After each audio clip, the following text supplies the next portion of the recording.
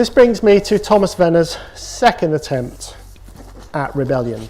On Sunday the 6th of January 1661, Thomas Venner raised the second rebellion.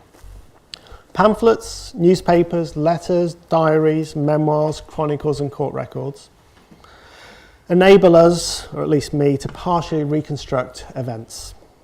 Setting out from their meeting house in Swan Alley in Coleman Street, over here, that old Nessus edition, about 50 heavily armed Fifth Monarchists marched on St. Paul's Cathedral,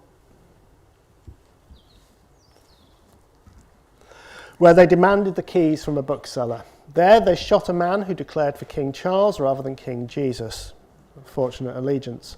With the alarm raised, the city guard sent musketeers against them, but they were put to flight. London's mayor then led a troop of reinforcements. Outnumbered, the bulk of the Fifth Monarchists retreated towards Aldersgate, which is up in this way.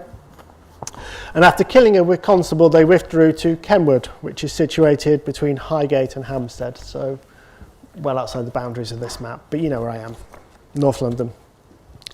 And then the serious rising. On the morning of Wednesday, the 9th of January, weakened by hunger, they entered London again. Once in the city, the Fifth Monarchists seemed to split in different groups, or else were reinforced by a contingent coming from London Bridge. From contemporary sources, we can work out that one party is coming up here through London Bridge, and most of them enter from Stepney through Bishopsgate. I've also found court records which indicate that some houses had caches of arms dumps ready for the rising, which if they could take certain key strategic locations, they'd get additional weaponry and armoury. Venner's party intended to capture the mayor in his bed over here, but were attacked by a company of trained bands in a fierce engagement in Cheapside around here. They then withdrew into Wood Street, which is over here, where there was a prison, and they held it for about 15 minutes, fighting violent skirmishes all the time.